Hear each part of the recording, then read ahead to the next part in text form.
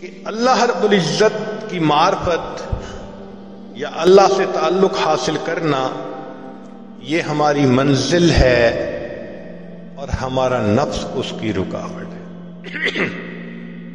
اللہ ہماری منزل ہے اور نفس اس کی رکاوٹ ہے۔ دو طرح کی پوجا ہوتی ہے، ایک ہے اللہ کی پوجا کہ ہر حال میں اللہ کی منشا کو پورا کرے، ایک ہے کہ نہیں اچھی لگی تو بات کر لی، اور اگر طبیعت کے خلاف ہے شریعت کا حکم تو طبیعت پہ عمل کر لیے۔ یہ نفس کی غلامی ہوتی ہے۔ یاد رکھیں، زر پرستی، زن پرستی، شہوت پرستی، بت پرستی، نفس پرستی، یہ تمام کی تمام بت پرستی کی اقسام ہیں۔ خدا پرستی کوئی اور چیز ہے۔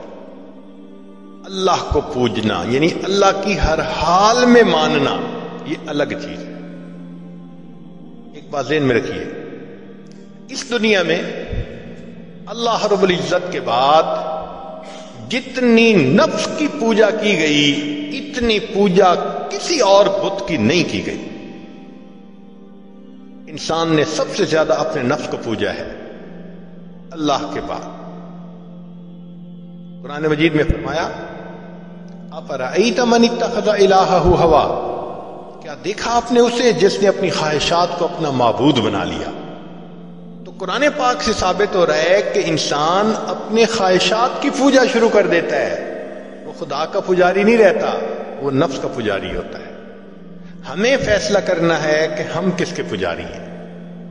اگر ہم بد نظری کرتے ہیں ہم حکم خدا کو چھوڑ کر نفس کی مانتے ہیں۔ اگر انٹرنیٹ پہ بیٹھ کے غیر عورتوں کو دیکھتے ہیں ہم اللہ کی نہیں مانتے، ہم نفس کی مانتے ہیں۔ اگر ہم موقع آنے پہ جھوٹ بول دیتے ہیں خدا کی نہیں مانتے، نفس کی مانتے ہیں۔ اگر ہم اپنے مسلمان بھائی کو دھوکہ دے دیتے ہیں ہم خدا کی نہیں مان رہے، ہم نفس کی مانتے ہیں۔ تو ہمارا معبود پھر خدا نہ رہا، ہمارا معبود تو نفس بن گیا۔ گو زبان سے ہم کہیں کہ اللہ ہمارا معبود ہے، مگر اللہ کے دفتروں میں تو ہم نفس کے پجاری۔ دیکھنا تو یہ ہے کہ اللہ کے دفتر میں کیا لکھا گیا۔ چنانچہ عزیز بستامی رحمۃ اللہ فرماتے ہیں کہ میں نے خواب میں اللہ تعالیٰ کا دیدار کیا تو میں نے کہا اے اللہ میں آپ تک آنا چاہتا ہوں۔ فرمایا دع نفسک وتعال، اچھا اپنے نفس کو چھوڑ دو تم میرے تک پہنچ جاؤ گے۔ تو بایزید بستامی رحمۃ اللہ کہا کرتے تھے جنت 2 قدم ہے، جنت 2 قدم ہے۔ اپنی محفل میں فرماتے تھے جنت 2 قدم ہے۔ کسی نے کہا حضرت کیا مانا جنت 2 قدم ہے؟ فرمایا دوست پہلا قدم اپنے نفس پہ رکھ لے، تیرا دوسرا قدم جنت پہنچے گا۔ تو ہمیں اپنی نفس کی خواہشات کو توڑنا ہے جو شریعت کے خلاف ہے۔ جب تک ان خواہشات کو نہیں توڑیں گے اس وقت تک ہم اللہ کے فرما برداروں میں شامل نہیں ہو سکیں گے۔ چنانچہ آج کے دور میں غیر محرم کا فتنہ یہ تمام فتنوں سے بڑھ گیا ہے، ٹاپ پہ ہے۔ عورت کے دل میں شیطان ڈالتا ہے کہ بن سنور کے نکلو، وہ بیچاری بے پردہ بن سنور کے نکلتی ہے اپنے حسن کی زکات نکالنے کے لیے۔ حدیث پاک میں آتا ہے بے پردہ عورت جب گھر سے نکلتی ہے شیطان کا ایک گروپ اس کے پیچھے لگ جاتا ہے، وہ لوگوں کو متوجہ کرتا ہے، لوگوں دیکھو اس کو۔ اب لوگ اس کو دیکھتے ہیں تو عورت سے بے پردگی کروائی شیطان نے اور مرد سے بد نظری کروائی۔ نتیجہ کیا ہوا؟ یہ بھی گناہگار وہ بھی گناہگار۔ اور آج کل تو نوجوان بچے اور بچیوں کو لگتا ہے کہ بس ایک ہی چیز کی تلاش ہے۔ ایک وقت تھا جب نوجوان آپس میں ایک دوسرے سے عہد کرتے تھے اتنی تہجد پڑھا کریں گے، اتنا روزہ رکھیں گے، اتنی تلاوت کریں گے، اس میں مقابلہ ہوتا تھا۔ آج تو یا انٹرنیٹ ہے یا فیس بک ہے، اسی کے اوپر وقت گزرتا جا رہا ہے۔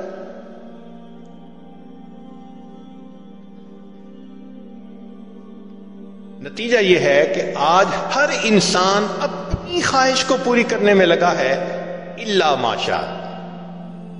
ایک زمانہ تھا صرف نوجوانوں کے اوپر بندے کو فکر ہوتی تھی کہ ذرا کچی سی عمر ہے، بہک نہ جائیں۔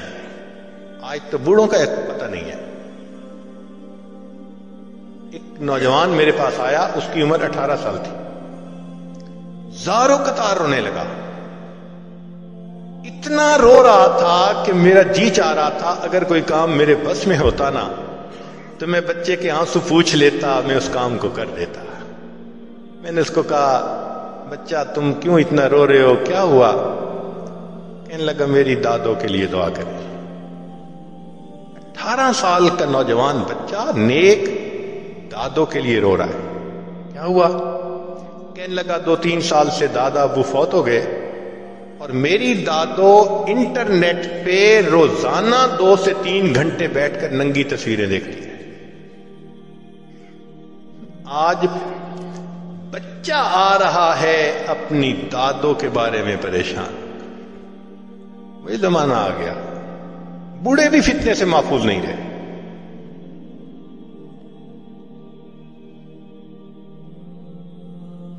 تو اللہ رب العزت ہماری منزل ہے اور اس کی رکاوٹ نفس ہے۔ ہم نفس کے پجاری ہیں یا نہیں؟ ایک کوئک کویسچن، اپنے دل میں تھوڑی دیر کے لیے یہ سوچئے، ہم سیل فون کا غلط استعمال کرتے ہیں یا نہیں؟ ہم انٹرنیٹ کا غلط استعمال کرتے ہیں یا نہیں؟ اسی وقت ہمارا من جواب دے دے گا تم پکی بات ہے تم نفس کے غلام۔ اگر غیر محرم کے میسیجز کا انتظار، اگر انٹرنیٹ پہ انہی کے ساتھ تعلق، اس کا مطلب یہ ہے کہ پھر ہم اپنے نفس کی پوجا میں لگے ہوئے۔ تو اللہ رب العزت ہماری منزل ہے، نفس اس کی رکاوٹ ہے۔ اس لیے فرمایا کہ قرب قیامت میں خلوت کے گناہ بڑھ جائیں گے۔ جتنا کوئی تنہا ہوتا ہے آج اتنا وہ گناہ میں ملوث زیادہ ہوتا ہے۔ ایک زمانہ تھا جتنا خلوت میں ہوتے تھے اتنا اللہ کی یاد میں زیادہ ہوتا تھا۔ آج جتنا خلوت میں ہے اتنا گناہ زیادہ۔ اور جن بچوں کی ادھر ادھر انوالومنٹ ہو جاتی ہے وہ تو ایک نظر میں بندہ فگر آؤٹ کر لیتا ہے۔ گھر والوں کے ساتھ مل کے کھانا بھی نہیں کھائیں گے، ان کو کھانا بھی نہیں کھانا، ان کو یہاں بھی نہیں جانا ماں باپ کے ساتھ مل کر۔ آپ دیکھیں گے وہ یہی کہیں گے کہ بس ہمیں ہمارے حال پہ چھوڑ دو۔ اس کا مطلب ہے some thing is seriously wrong some where. نبی علیہ السلام نے ارشاد فرمایا قرب قیامت میں لوگ اپنی بیویوں سے زنا کریں گے۔ ہم نے حدیث پاک پڑھی تو ہمیں سمجھ نہیں آئی۔ ہم نے اپنے استاد سے پوچھا کہ استاد جی یہ کیا معنی ہے کہ اپنی بیویوں سے زنا کریں گے؟ تو انہوں نے فرمایا ہاں اس کی کئی صورتیں ہیں۔ ایک صورت تو اس کی یہ ہے کہ مرد یا عورت کوئی کفریہ بول دے اور نکاح ٹوٹ جائے اور ان کو اس کا پتہ ہی نہیں کہ نکاح ٹوٹا یا نہیں۔ اور واقعی آج تو کفریہ کلمات کا علم ہی نہیں لوگوں کے پاس۔ بہت سینسیٹیو مسئلہ ہے یہ۔ مالا بدہ من میں فارسی کی کتاب ہے، ہم مفتی صاحب سے پڑھ رہے تھے، تو جب انہوں نے کلمات کفر پڑھائے تو ہماری آنکھیں کھل گئیں۔ اس میں حضرت مفتی کفایت اللہ رحمۃ اللہ علیہ نے لکھا ہے، مفتی قاضی ثناء اللہ پانی پتی رحمۃ اللہ علیہ نے لکھا ہے کہ اگر دو بندے گفتگو کر رہے تھے، ایک نے کہا کہ یہ تو شریعت کی بات ہے اور اگلے نے جواب دیا رکھ پرے شریعت کو فقط کفر، وہ آدمی کافر ہو گیا۔ شریعت کے بارے میں ایسی بات کہہ دینا کہ رکھ پڑے شریعت کو، ایمان کہاں بچتا ہے؟ سوچئے. تو ہمیں چاہیے کہ ہم علماء سے پوچھیں کہ بھئی کلمات کفر کون کون سے ہیں. یہ نہ ہو کہ کہیں ایسے جملے ہم بولیں. کئی جملے تو بہت کامن ہیں. مثلا علماء نے لکھا ہے کہ کسی نے کہا کہ کہاں رہتے ہو؟ دوسرے نے کہا فلاں جگہ رہتا ہوں. او خدا دے پچھاوڑے، خدا کے پچھاوڑے یعنی خدا کے پیچھے رہتے ہو، فقد کفر، ایسا بندہ کہنے والا کافر ہو جاتا ہے. تو ان کا علم حاصل کرنا ضروری کہ کہیں ہم تو اپنی گفتگو میں کوئی ایسی بات نہیں کہہ جاتے، اور اگر نکاح ٹوٹ گیا تو پھر اپنے ذہن میں میاں بیوی رہ رہے ہیں اور زنا کا گناہ لکھا جائے. تو فرمایا کہ مرد قرب قیامت میں اپنی بیویوں سے زنا کریں گے. ایک صورت تو یہ ہے، یہ کفریہ کلمہ بیوی بولے تو بھی نکاح ٹوٹا، خامد بولے تو بھی نکاح ٹوٹا. اور دوسری صورت ایک دوسرے کے ساتھ آرگومنٹس. اور یہ تو ہر گھر کی آج بات نظر آتی ہے. جس گھر میں دیکھو الا ماشاء اللہ وہی حال ہے. جب شادی ہوئی میں بولتا تھا، بیوی سنتی تھی. اس نے کہا پھر، کہتے پھر بچے ہو گئے، پھر بیوی بولتی تھی میں سنتا تھا. اس نے کہا پھر، کہتے پھر ہم دونوں بوڑھے ہو گئے، ہم دونوں بولتے تھے، محلے والے سنتے تھے. تو بڑھاپے میں آرگومنٹس اور زیادہ. اب ان آرگومنٹس میں ہوتا کیا ہے کہ مرد کی زبان سے کنائے میں طلاق نکل جاتی ہے. کنایا کہتے ہیں کہ لفظ تو طلاق کا نہیں بولا، لیکن بات ایسی کر دی کہ جس کا مفہوم طلاق والا ہوتا ہے، اس کو کنائے میں طلاق کہتے ہیں. اب یہ گناہ بہت زیادہ ہے کہ غصے میں کہہ دیتے ہیں چلی جا، مجھے تیری کوئی ضرورت نہیں آج کے بعد. اس قسم کے الفاظ کہ جس کا نتیجہ یہ نکلے کہ تو میری بیوی نہیں ہے، اس کو کنایا کہتے ہیں. اب اس کے مسئلے بھی سیکھنے چاہیے. بھائی نکاح کیا ہے تو کیسے ٹوٹ سکتا ہے، یہ مسئلے بھی تو آنے چاہیے نا. یہ کہاں لکھا ہوا ہے کہ آپ ٹیکس کے سب مسائل جانتے ہیں، بزنس کے سب کوڈز جانتے ہیں، فلاں کا سب نالج آپ نے حاصل کیا ہوا ہے، اور ایک مومن نکاح کر لیتا ہے اور اس کو نکاح طلاق کا پتہ ہی نہیں ہوتا. یہ کہاں کا انصاف ہے؟ شریعت کہتی ہے علم حاصل کرو. ایسا نہ ہو کہ کنائے میں طلاق ہو جائے، ہمیں پتہ بھی نہ ہو اور میاں بیوی مل کے رہے. اور آج تو یہ معاملہ ہے کہ زبان سے طلاق کہہ دیتے ہیں، ہو بھی جاتی ہے، پتہ بھی ہے دونوں کو، مگر بدنامی ہو جائے گی، پھر ایک دوسرے کے ساتھ رہ رہے ہوتے ہیں. چنانچہ ہمیں ایسے لوگ ملے، 5 وقت کا نمازی، تہجد پڑھنے والا، سب نیکی کرنے والا. خود اس نے مجھے کہا کہ آج سے 8 سال پہلے میں نے اپنی بیوی کو طلاق دے دی تھی غصے میں. ویسے میں نے غصے میں دی تھی. میں نے کہا کبھی کسی نے بیوی کو خوش ہو کے طلاق دی؟ دیتا تو غصے میں ہی ہے نا. یہ کیا بات ہوئی کہ غصے میں دی تھی؟ بھئی طلاق تو ہو گئی.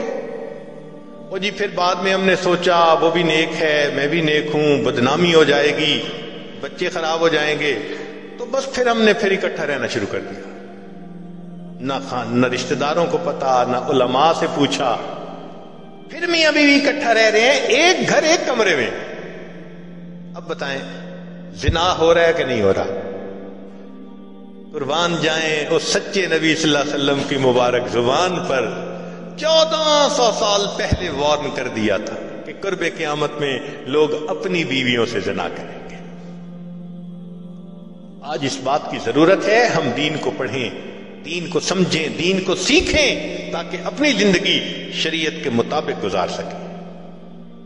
اور یہ ایسا گناہ ہے زنا، اللہ اکبر، کہ قرآن مجید میں اس کے لیے فرمایا خالدین وَيَخْلُدْ فِيهِ مُهَانًا. خالدین فیہا کا لفظ آیا تو مفسرین نے اس پر نقطہ لکھا کہ کافر ہمیشہ ہمیشہ جہنم میں رہیں گے، مومن مسلمان خطا کار کے لیے خالدین کا لفظ؟ تو مفسرین نے اس کا جواب دیا جی ہاں، یہ آپس میں انوالو تھے نا، تو کہتے تھے ہم کبھی ایک دوسرے کو نہیں چھوڑیں گے، ہم کبھی نہیں چھوڑیں گے ایک دوسرے کو. یہ جو وعدے کرتے تھے ہم کبھی ایک دوسرے کو نہیں چھوڑیں گے، ہمیشہ ساتھ رہیں گے، اللہ فرماتے ہیں میں بھی تمہیں پھر ہمیشہ ہمیشہ کا عذاب دوں گا. ایک حدیث پاک میں ہے قیامت کے دن اللہ تعالیٰ کے سامنے بوڑھا زانی آئے گا، اللہ تعالیٰ اس کے چہرے کی طرف نہیں دیکھیں گے. ایک روایت میں ہے قیامت کے دن بے پردہ جو ننگے سر پھرنے والی عورت ہوگی وہ اللہ کے سامنے کھڑی کی جائے گی، اللہ تعالیٰ اس کی طرف نہیں دیکھیں گے.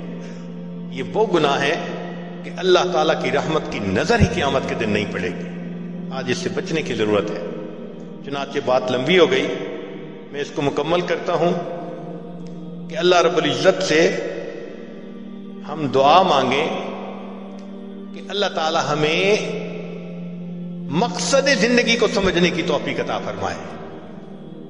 اب ساری بات کا لب لباب ایک بزرگ کی بات بہت اچھی یاد کیجئے.